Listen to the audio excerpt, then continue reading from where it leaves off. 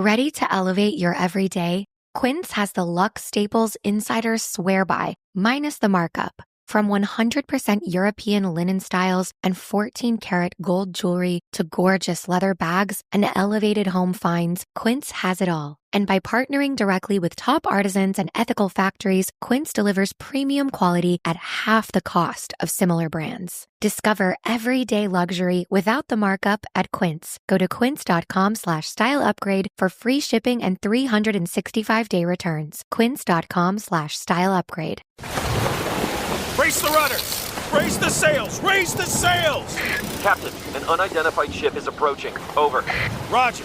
Wait, is that an enterprise sales solution?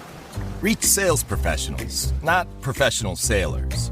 With LinkedIn ads, you can target the right people by industry, job title, and more. We'll even give you a $100 credit on your next campaign. Get started today at linkedin.com/results. Terms and conditions apply. Now at Verizon, we have some big news for your peace of mind. For all our customers, existing and new, we're locking in low prices for 3 years guaranteed on My Plan and My Home. That's future you peace of mind. And everyone can save on a brand new phone on My Plan when you trade in any phone from one of our top brands. That's new phone peace of mind. Because at Verizon, whether you're already a customer or you're just joining us, we got you. Visit Verizon today. Price guarantee applies to then current base monthly rate. Additional terms and conditions apply for all offers. Hello, everyone. I just want to tell you about a podcast I think you'll enjoy. If you're like me, I'm always on the podcast apps looking for something else scary to add to my feed. And this one is called The Most Terrifying Places in America by the Travel Channel.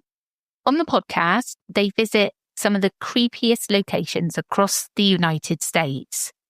They go to a hotel in New England where guests wake up and they're covered in scratches. My personal favourite is the one where there's a church in the middle of the woods and the security guards have to stay there for the night, and it's really, really creepy. There's so many different places on there. Get yourself a nice coffee or tea, pop it on and enjoy. Listen to The Most Terrifying Places in America wherever you get your podcast. Ready to elevate your everyday? Quince has the luxe staples insiders swear by, minus the markup. From 100% European linen styles and 14-karat gold jewelry to gorgeous leather bags and elevated home finds, Quince has it all. And by partnering directly with top artisans and ethical factories, Quince delivers premium quality at half the cost of similar brands. Discover everyday luxury without the markup at Quince. Go to quince.com/style upgrade for free shipping and 365-day returns. Quince.com/style upgrade.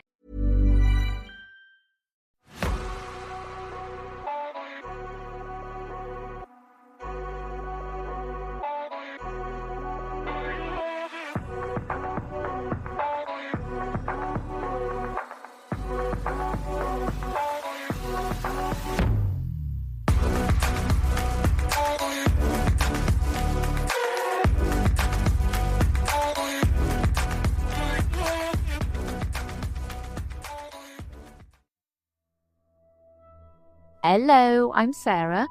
I'm Toby. And this is the Whispering Woods podcast. This episode is all about SMURL family haunted. Yeah, have you heard of it? Nah. This is a pretty good story, I must say. But first of all, we have a new patron. Catnip H. Hi, Catnip H. Thank you so much for supporting the podcast. We really, really appreciate it. I also want to give a quick shout out as well to Alan, who sent a lovely message. Thanks, Alan. It was lovely. Yeah, cheers, Alan. If you'd like to support this podcast, you can do so by visiting patreon.com/The Whispering Woods, where for £2.50 a month, you can listen completely ad-free, and for £4.50 a month, you can listen to this podcast and our other podcast, Obscurata. And just quickly on Obscurata, there's a really interesting episode coming up on Tuesday. And I've never heard of it before, but it's really interesting. You can also support the podcast as we are now on Apple Premium, where for $4.99 you can listen to this podcast and Obscurata, again, absolutely ad-free. Right, let's get on with this. Are you ready for the story? Yes, I am. Tonight we venture into the heart of a quiet Pennsylvanian town, where an ordinary family claims to have lived through an extraordinary nightmare. This is the story of the SMURL haunting, a case of alleged demonic terror that spanned over a decade, from the mid-1970s to the late 1980s, in a modest duplex on Chase Street in West Pittston. Jack and Janet SMURL and their family endured bizarre phenomena. Their claims of a demon inhabiting their home gained widespread media attention and drew in both believers and skeptics. West Pittston is a small, unassuming town in Pennsylvania. Not the sort of place you'd expect to become famous for a haunting. In 1973, after Hurricane Agnes ravaged the region, Jack and Janet SMURL moved into a double-block duplex at 330 Chase Street to rebuild their lives. On one side lived Jack and Janet with their young daughters, and later newborn twin girls. On the other side, Jack's parents, John and Mary SMURL.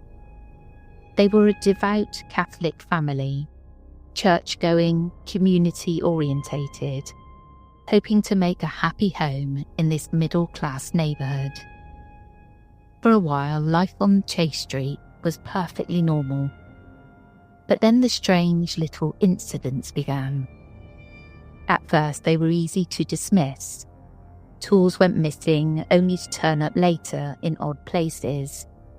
Doors opened and closed on their own, and an empty toilet would flush itself spontaneously. The family would sometimes hear unexplained footsteps and faint knocking in the walls. These occurrences were unsettling, but sporadic.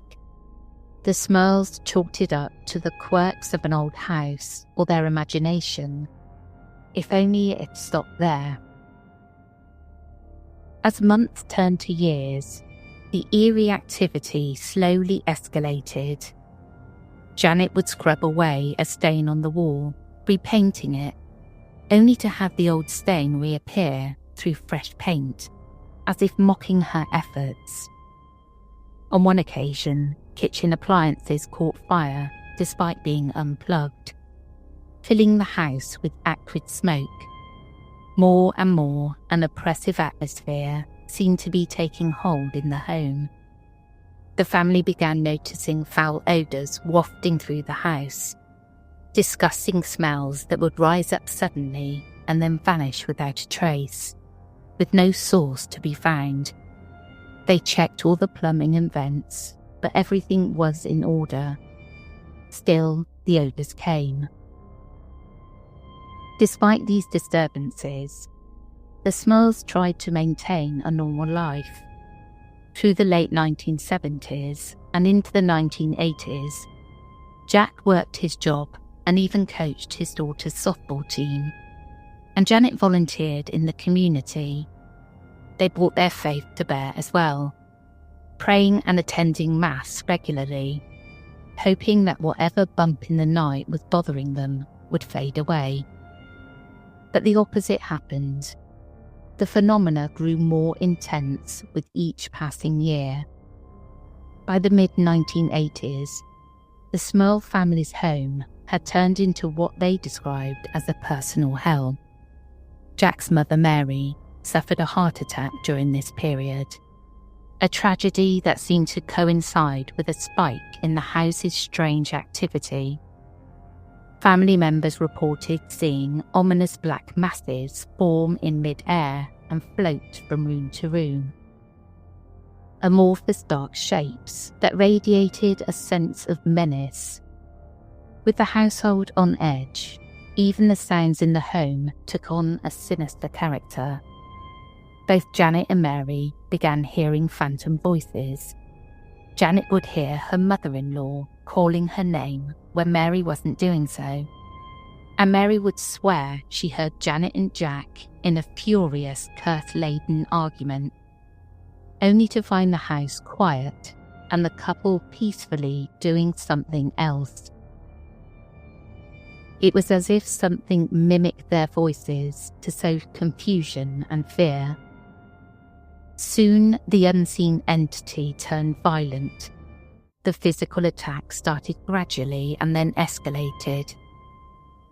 The family frequently heard loud thumps and blood-curdling screams through the house at all hours, along with bizarre pig-like grunting sounds, followed by an overwhelming, horrible stench with no clear origin.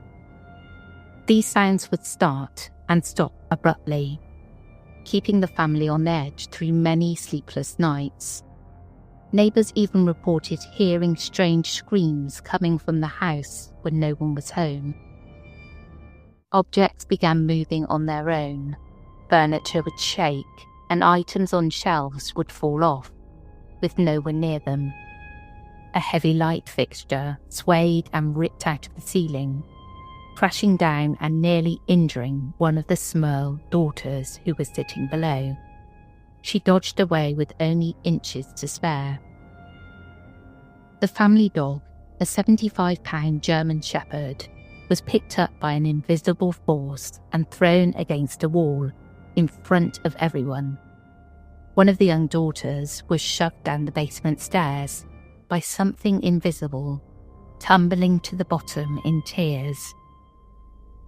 Jack and Janet themselves were not spared.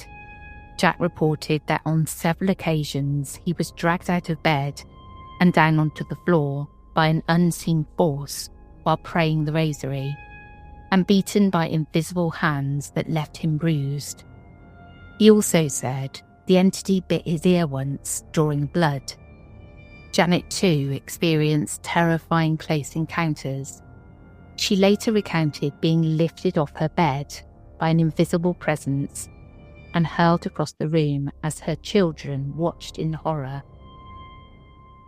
By 1985, it was clear to the SMURLs that whatever was haunting their house was not a mere ghost looking for attention. In their eyes, it was something demonic and intent on harm.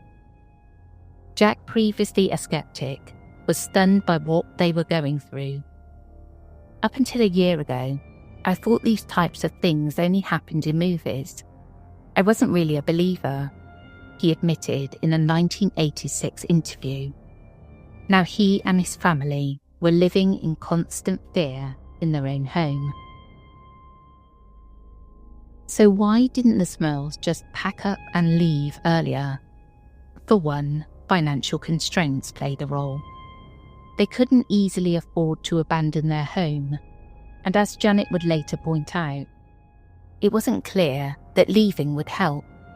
The family feared the presence might follow them wherever they went. In fact, during their brief attempt to escape the tension, the SMURLs went on a camping trip, only to have the entity seemingly come along for the ride. They described hearing loud banging on the walls of their camper and feeling it rock violently as they tried to drive away. Even under the open sky, their invisible tormentor was there. The SMURLs felt trapped, both by the demon in their midst and by the skepticism they feared they'd face if they told others. For a long time, they suffered in silence, afraid to sleep under their own roof, as each night promised new terrors. By early 1986, after roughly 18 months of intensifying torment, Jack and Janet SMURL reached a breaking point.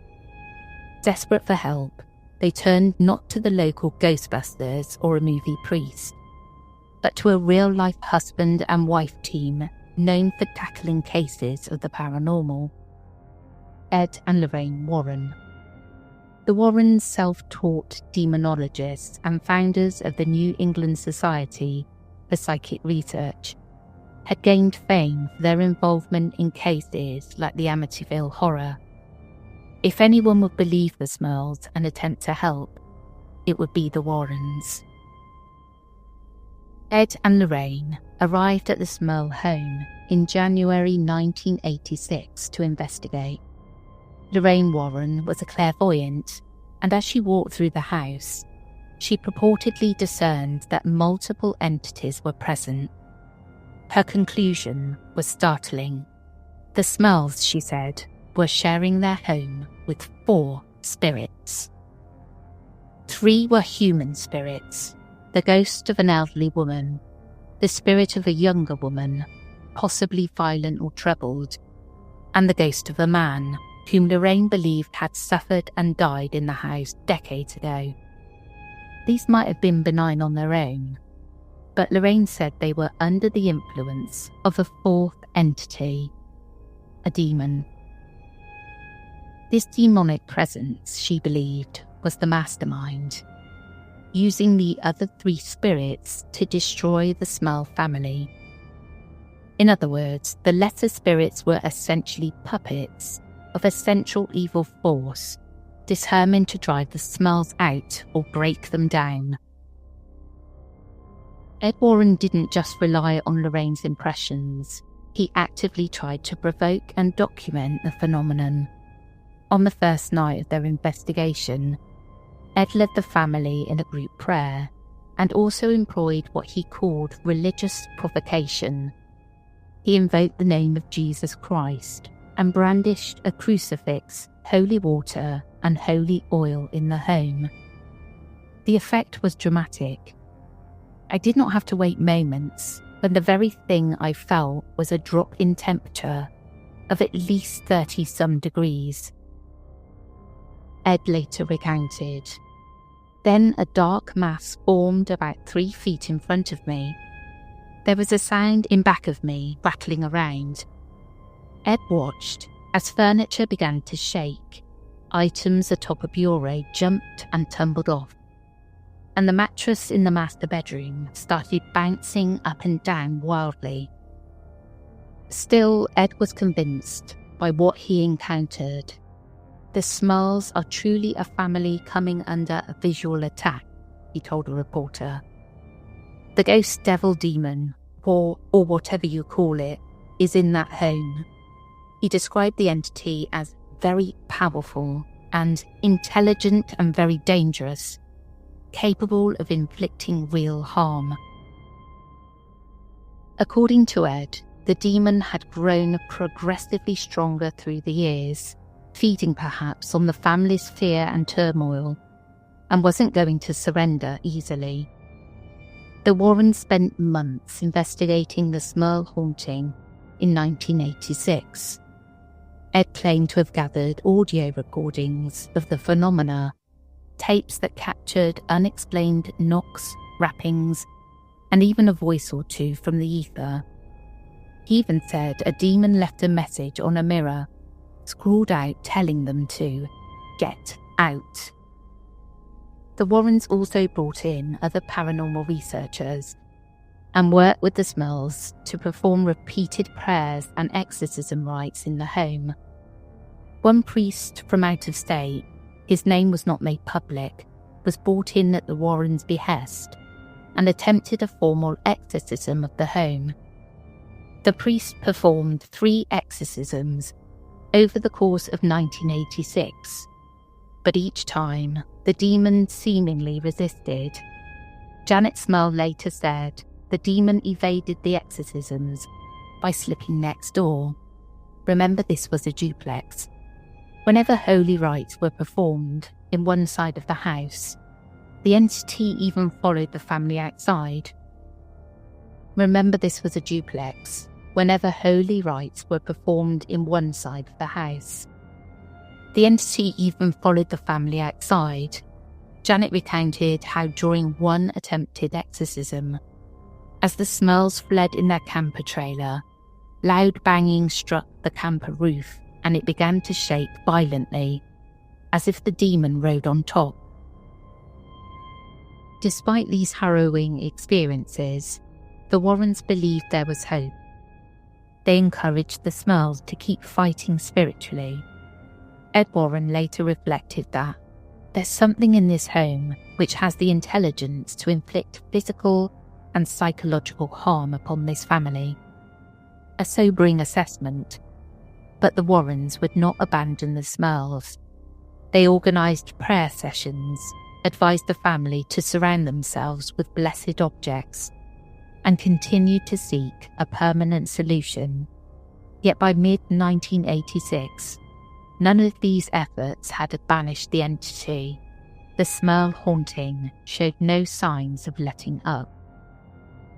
Feeling cornered, the SMURL family made a controversial choice. They decided to go public with their story. It was a step they had resisted a long time. After all, who would readily announce to the world that their house was infested by demons? But Jack and Janet were exhausted and felt they had run out of options. If the church's exorcisms hadn't succeeded yet, maybe publicity would attract someone who knew how to help, or at least put pressure on the church to take more action.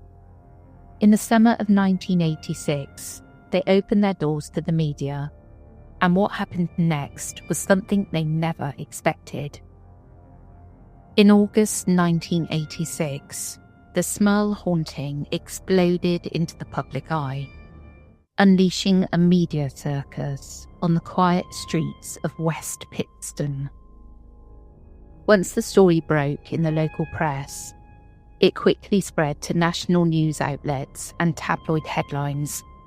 Reporters and camera crews flocked to Chase Street, turning the SMURL home into a spectacle. After the SMURLs went public, their story became a media phenomenon, gone viral the old-fashioned way. Through print and television, wrote one local journalist. CNN, CBS News, and even crews from as far away as Germany showed up with their cameras rolling.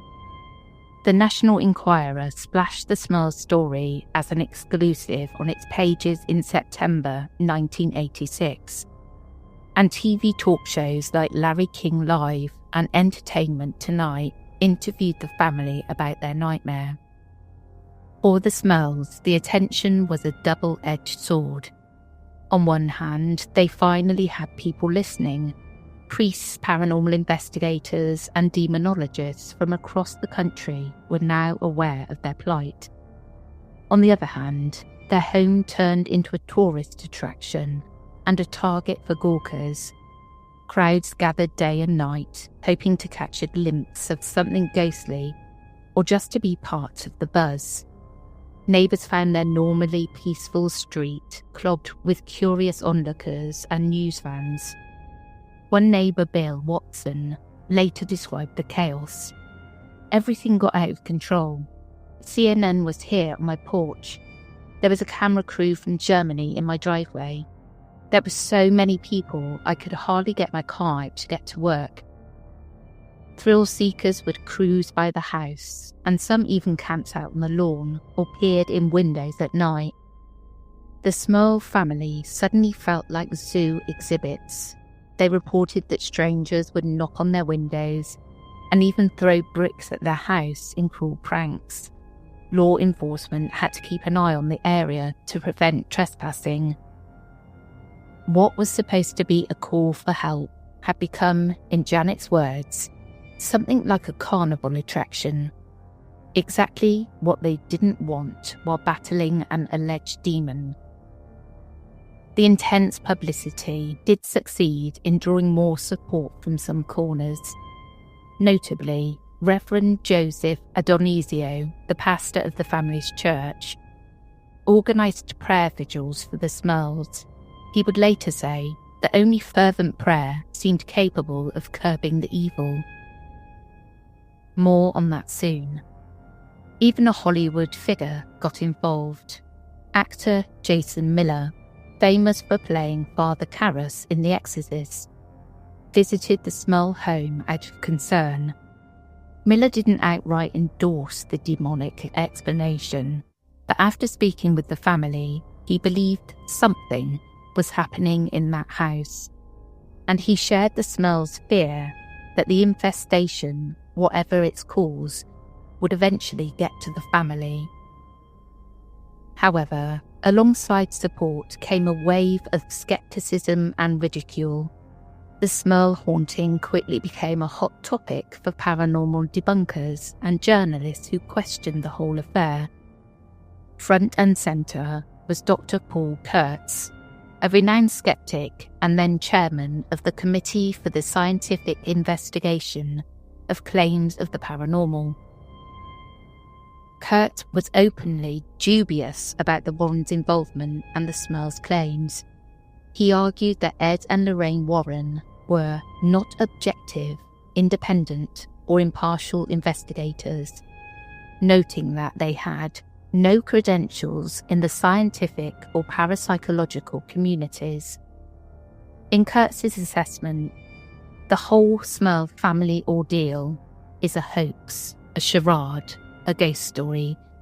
He even bluntly labelled the claims as mishmash. To Kurtz and others at the CSICOP, the SMURL case bore the hallmarks of something like the infamous Amityville Horror, a situation where, they suspected, the story was fueled more by imagination and publicity than reality. Kurtz proposed more mundane explanations, those awful smells, perhaps a broken sewer or plumbing issue. Something smelly yet perfectly natural could be the culprit. The strange sounds and bumps, possibly pranks, an overactive imagination, or even outright fabrication. He also raised questions about the family's medical history. It turned out that Jack SMURL had undergone brain surgery in 1983, a few years before the events hit their peak. Jack had needed an operation to remove a buildup of fluid on the brain because it was causing memory problems. Kurtz seized on this detail, suggesting that hallucinations or neurological issues might explain Jack's experiences. Other paranormal researchers piled on. Stephen Kaplan, a self-styled vampirologist and ghost researcher from New York, pronounced the case a likely hoax as soon as he heard about it. And in October 1986, the famous mentalist, the amazing Kreskin, George Frisk, came to town to challenge the SMURL claims. In a showy public demonstration, Kreskin performed a series of tricks to show how haunted house effects could be faked.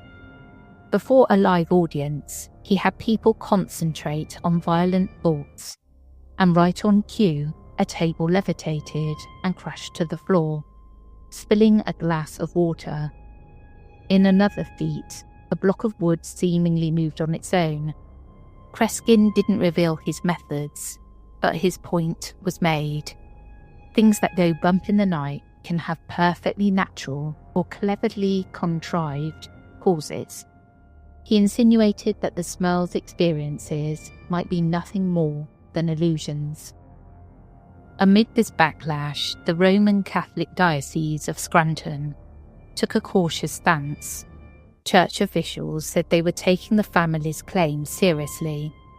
The family is telling the truth as they see it, but we don't know what's causing the disturbances, admitted Reverend Gerald Mullally, the diocesan chancellor. The local bishop's representatives brought in a theologian, Reverend of Bonnis Trabold, of St. Bonaventure University, to investigate whether there could be a less demonic explanation.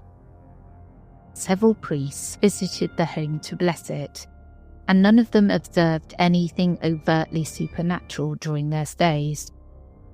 One priest even moved into the SMURL house for a few days in 1986, hoping to witness the phenomena firsthand.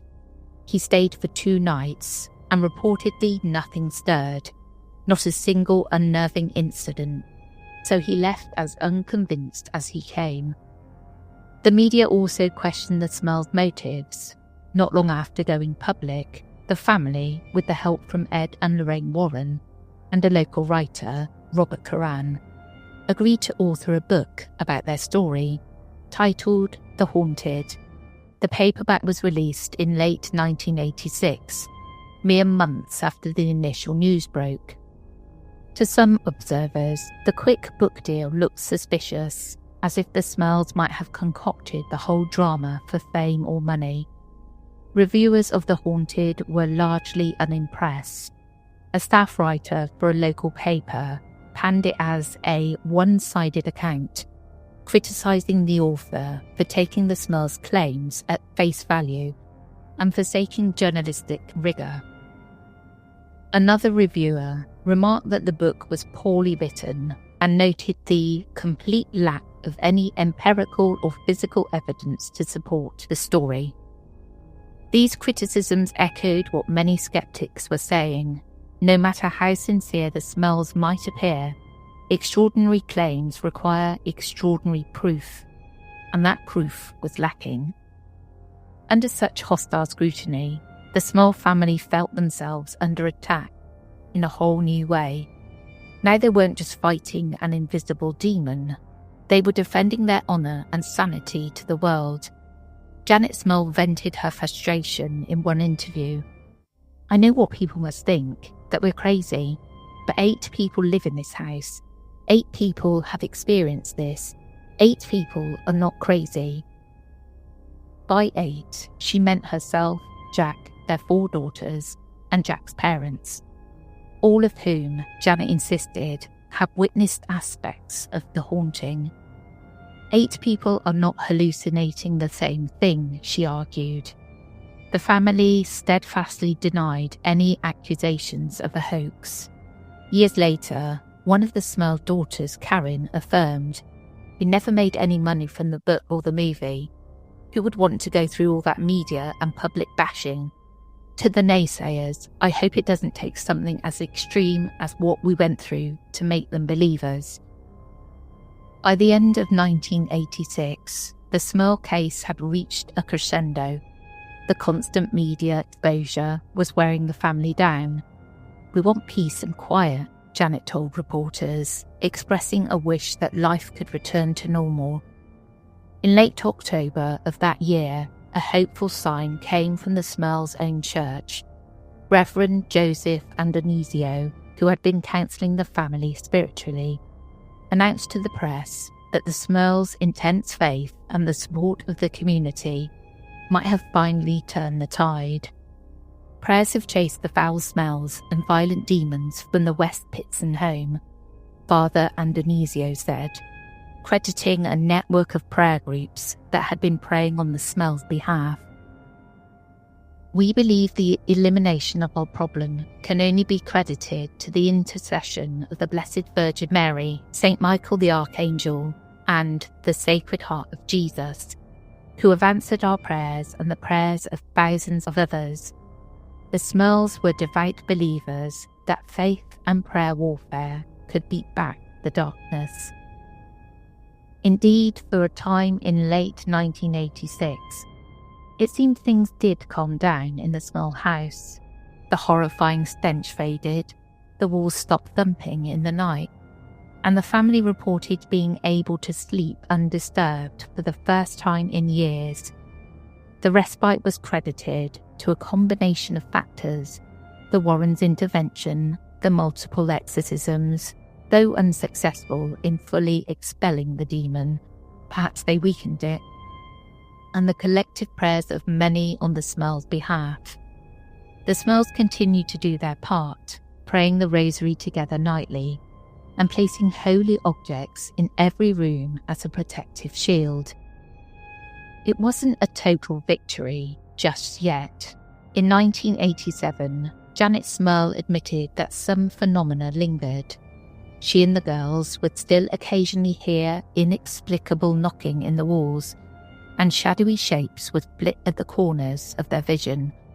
But crucially, nothing they couldn't handle, she said. The oppressive atmosphere had lightened. After over a decade in that duplex, the SMURL family decided it was time to move and leave the ghosts or demons of Chase Street behind. In February 1987, they put the house up for sale.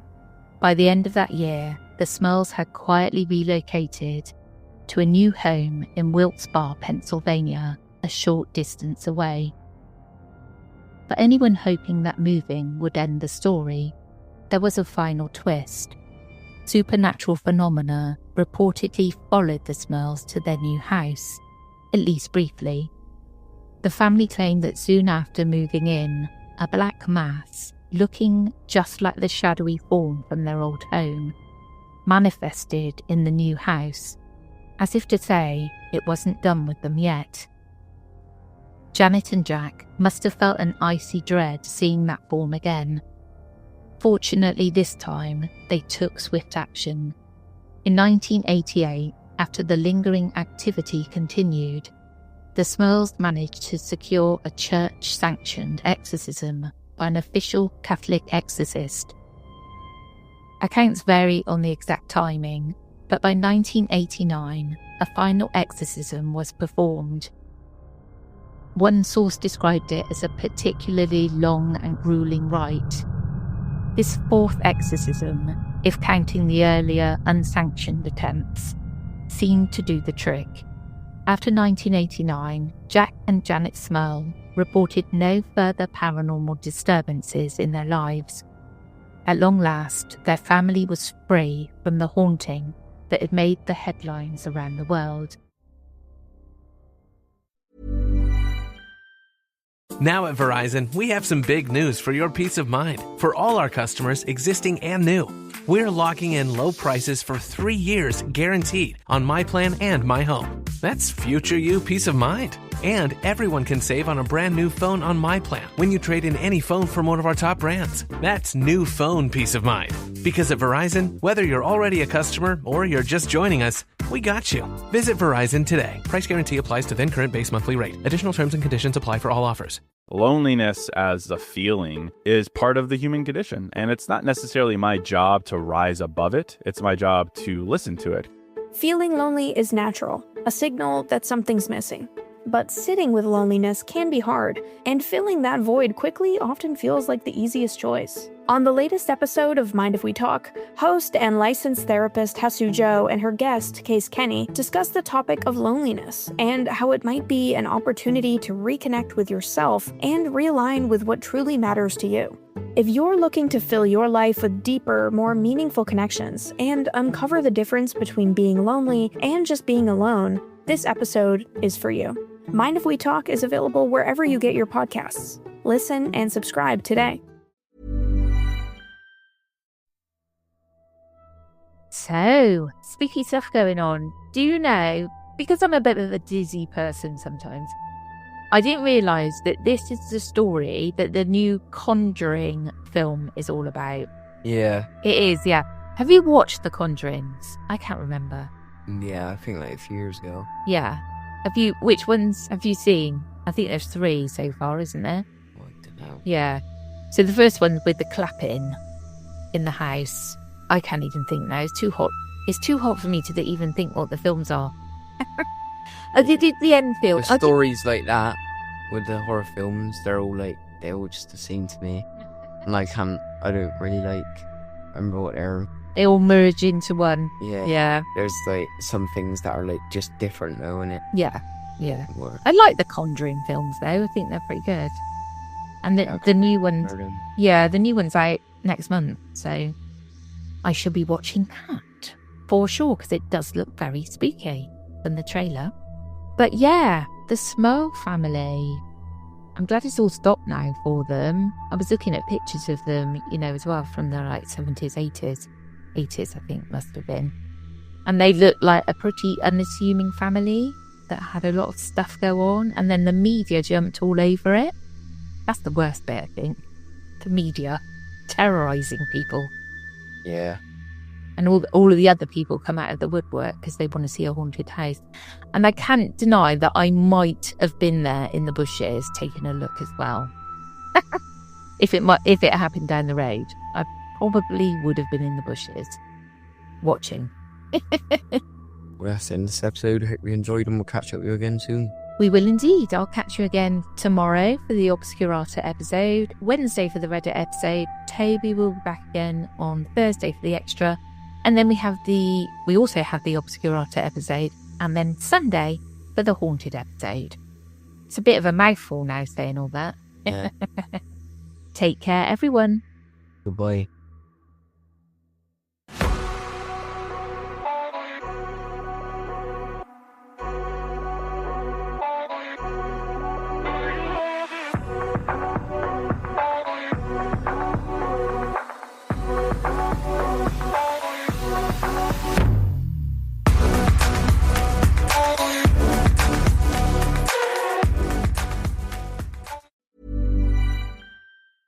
Now at Verizon, we have some big news for your peace of mind. For all our customers, existing and new, we're locking in low prices for 3 years guaranteed on My Plan and My Home. That's future you peace of mind. And everyone can save on a brand new phone on My Plan when you trade in any phone from one of our top brands. That's new phone peace of mind. Because at Verizon, whether you're already a customer or you're just joining us, we got you. Visit Verizon today. Price guarantee applies to then current base monthly rate. Additional terms and conditions apply for all offers. Ready to elevate your everyday? Quince has the luxe staples insiders swear by, minus the markup. From 100% European linen styles and 14-karat gold jewelry to gorgeous leather bags and elevated home finds, Quince has it all. And by partnering directly with top artisans and ethical factories, Quince delivers premium quality at half the cost of similar brands. Discover everyday luxury without the markup at Quince. Go to quince.com/style upgrade for free shipping and 365-day returns. Quince.com/style upgrade.